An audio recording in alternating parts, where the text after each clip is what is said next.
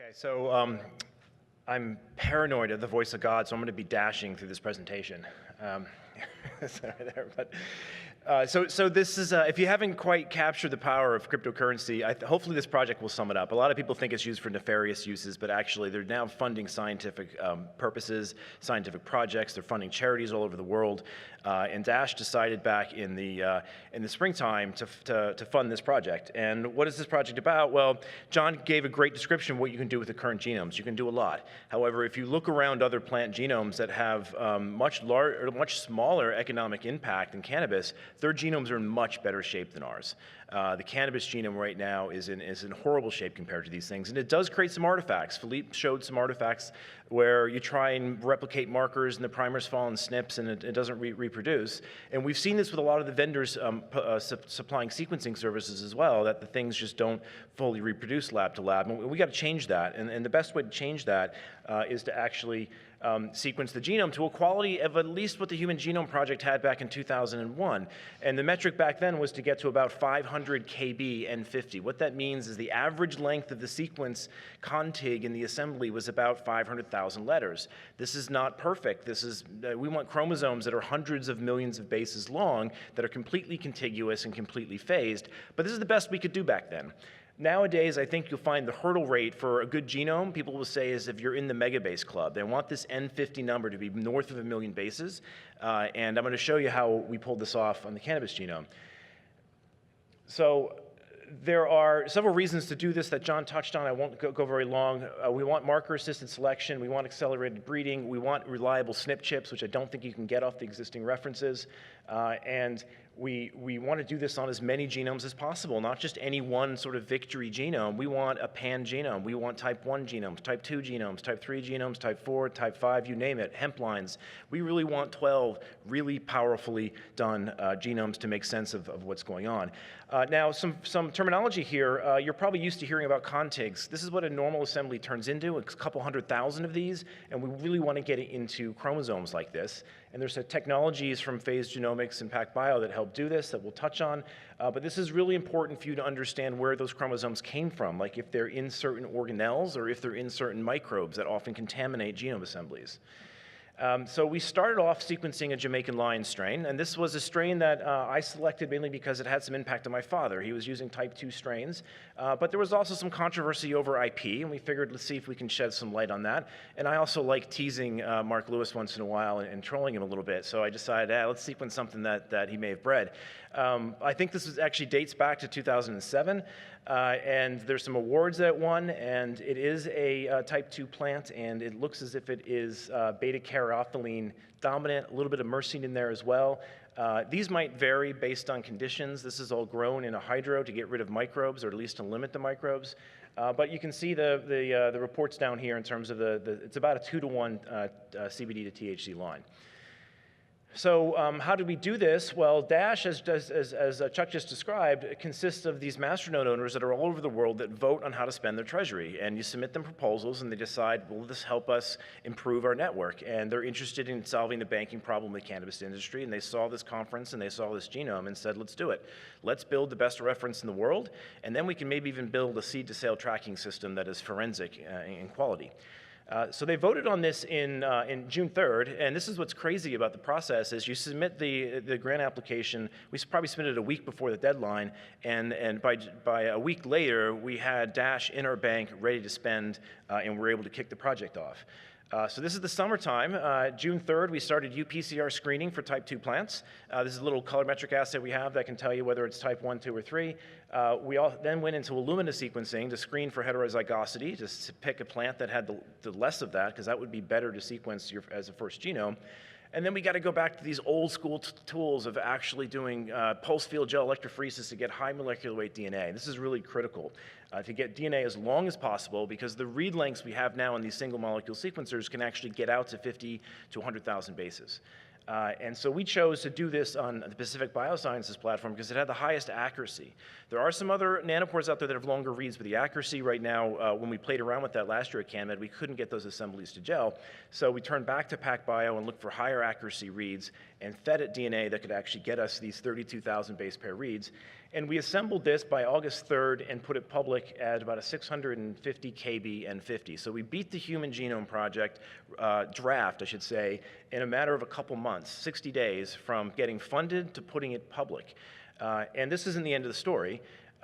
We then decided to team up with Phase Genomics to turn this thing into a perfection genome. And what these folks do is they use something called chromatin capture, which basically cross-links the proteins that are attached to the DNA, and it tends to mostly do that to interchromosomally. So you don't get chromosome-to-chromosome cross-links as much as you get neighboring DNA cross-links. And so what you can get from this technology are pieces of DNA sequence that are millions of bases apart, but are on the same chromosome, and then you can order up all your chromosomes into pretty pictures. So we did 600 million high-C reads like this on Illumina to get the high-C data together, threw it into an assembly, and we ended up with a 5.4 megabase N50 genome. Still not perfect, but you know, we're up above the megabase club. But we realized, you know what, we really want to get this into like the 50 megabase range so that we have full chromosomes that are touching and we can phase the genome.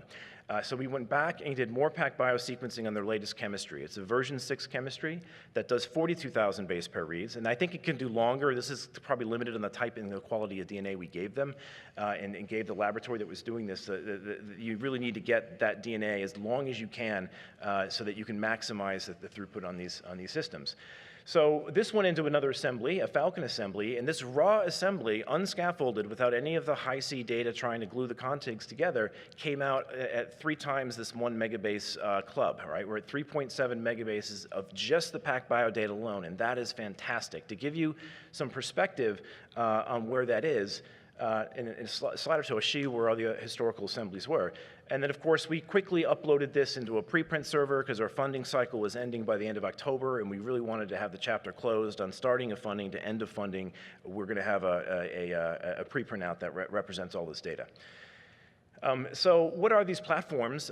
Sarah gave a great talk in the other hallway on what Pacific Biosciences is. These are single molecule sequencers. So that trace you see up there is actually a single molecule going through a zero-mode waveguide with a polymerase that's putting in fluorescently labeled nucleotides, and you are watching a movie of a polymerase replicating DNA at a single molecule level. It's absolutely mind-blowing Star Trek stuff.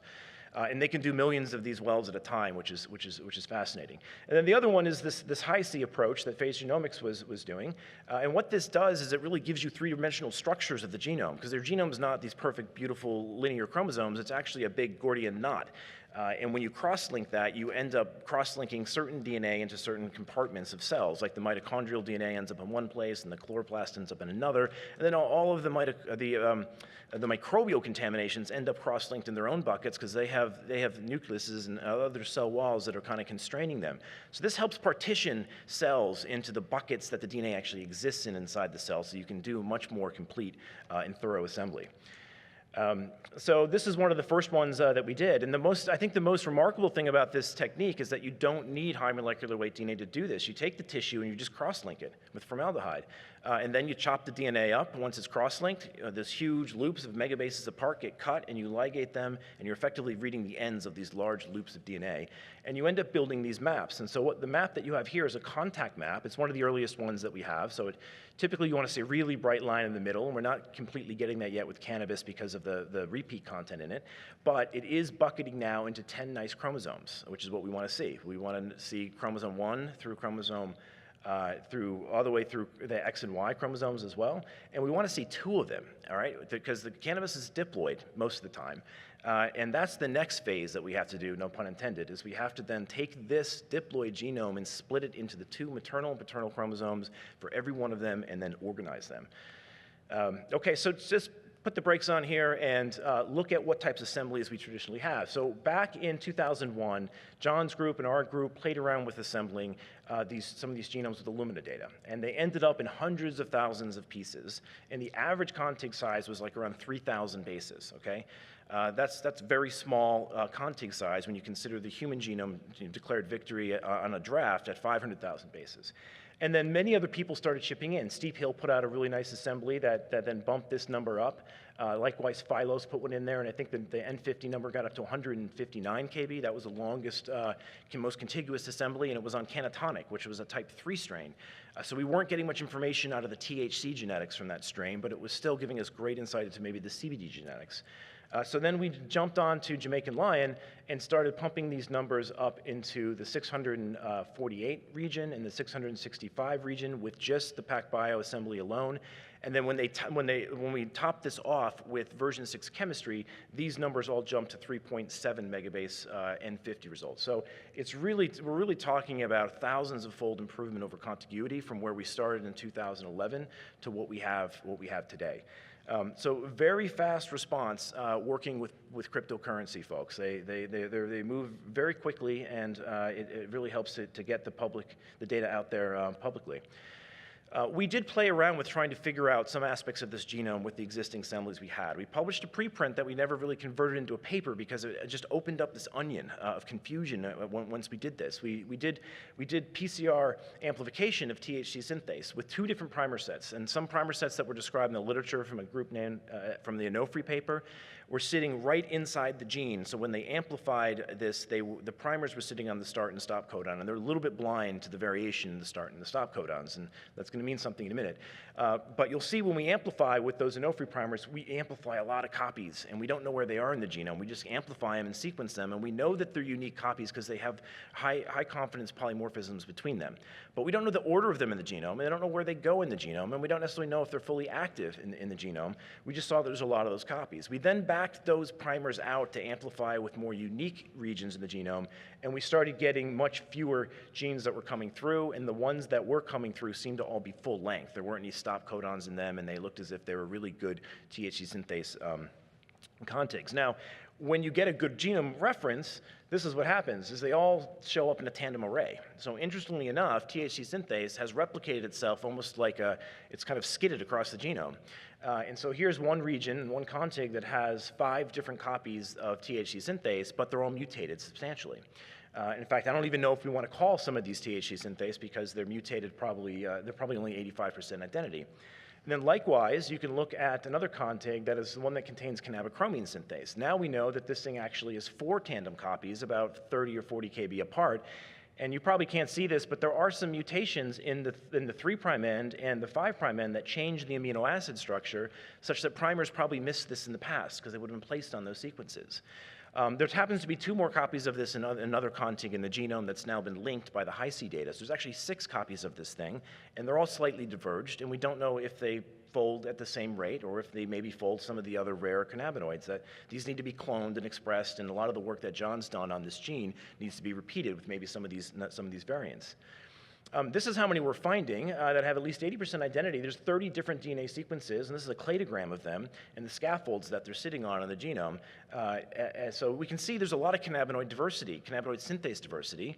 And then if you kind of whittle those down and say, well, which ones are really full length and possibly functional? Because some of these are so mutated, maybe they're just pseudogenes. And we get down to about 18 of these different THC synthase genes that look like they possibly could actually encode for something that's full length. Don't know what they do. We need to be teaming up with people that can probably clone these, express them, and get more information on their functionality. Now, in terms of assay development, as Philippe was touching on, this is what we were dealing with before, is that this is a mapping to the references that were made back in 2011. And if you're not careful when you map to these genomes, these blue reads are paired reads. That means they're Illumina reads where you have a forward and reverse read, and they both map to the genome. The thing highlights it blue. Red and green are ones where we can only map one of the reads to the genome and not the other, and so something's wrong. And those ones you should always kind of discount as whether or not you should trust them. But even with these blue ones, you can see paired reads, there are 4 SNPs in here that probably don't really exist. And what this is, when you map these same reads to Jamaican lion, you see that those reads then map to those other genes that we just found that are tandem. And so it cleans up a lot of your mapping, it cleans up a lot of your polymorphism discovery, and now we have a reference where we can actually maybe go ahead and make a SNP chip out of this and not be confusing all the signals that we might get out of the chip. So phase genomics then stepped into this to try and phase the genome, which is using this high-C stuff to peel apart the maternal and paternal haplotypes so that we can have a perfectly phased genome. And when they run this through a BUSCO analysis, I'm sorry, not a BUSCO, but this is a QUAST analysis. It looks at how many pieces of the genome you have. It's up in the 800 range there. And you can see the N50 numbers are getting closer to 5.4 megabases. The more complete genome is a little bit more AT rich.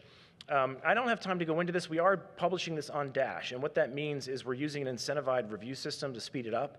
We select three reviewers. We end up putting out a cryptocurrency bounty for doing the review, and every communication they do ends up getting hashed onto the blockchain, so it's completely censorship resistant and transparent. So the phasing stuff is tough, right? This is what a typical genome should look like, is it should have 2 different copies of this genome. And then what typically happens is genomes get collapsed. If they're really homozygous like humans, they get collapsed into 1 copy. They can't discern the maternal from the paternal because there's only a SNP every 100 bases. 3 minutes. Or every 1,000 bases. We want to tease those apart, and you do this with a program called purge haplotigs, which looks for coverage differences among the contigs, rips the ones that are high out of the picture, and then you can begin to zip these things into even better maps than we have here. And if you add in bigger data from PacBio, these things turn into this mess. Now, this is actually not a mess. It looks like a mess view, but what actually we're seeing here is the numbers that popped out of this were 75 megabase N50 contigs. This means we have perfect chromosomes that are all sorted. Now, there might be a couple gaps in between the scaffolding from high-C, which we can fill with a couple other programs that they're recommending, like Polar Star and another tool that helps to connect those. I think it's called PB Jelly. And we're in that process right now to just now polish these things and fill the gaps, but I think it's safe to say that we now have a genome that is better than most of the other agricultural crops out there. And this is just more statistics I won't bore you with, but what the future is going to hold is we have a cross of this going on so we can get a trio. It's with its brother. And what we're going to do in the future is a lot more methylation sequence, a lot more RNA sequencing, and we're going to do some more trio work and maybe build some really powerful SNP chips. So I want to thank all these people involved. There's a lot of volunteers that jumped into this project and made this work, and I should leave some time for a question or two. Thanks.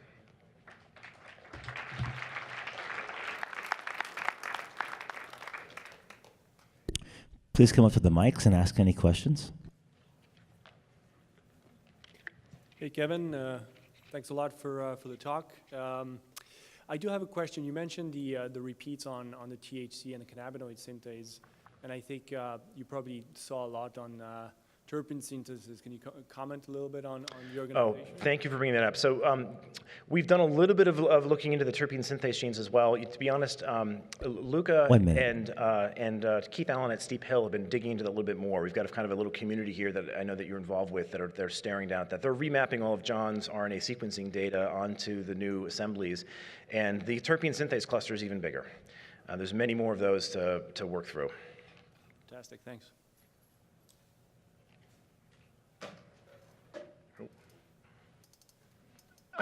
I'm kind of new to this. Does this mean anything of value can be sold or distributed to anybody or everybody? Are you referring to the blockchain side of this or the cannabis sequencing side of this? Like if I have a photograph of Jimi Hendrix, does that mean it can be somehow quantified into some massive distribution or? So there are things going on the Ethereum network where people will get art and hash it onto Ethereum, and you can get certain number of digital copies that are verifiable, so that art is effectively scarce digitally, if you will. And there's some unique attributes to the music industry that plays a role in. But I think I'm getting the God light coming up on me over here. So I think with this, we're going to turn this over into more Q&A with the panel to talk about medicinal cannabis, and I would like to invite all of our panelists up for this event.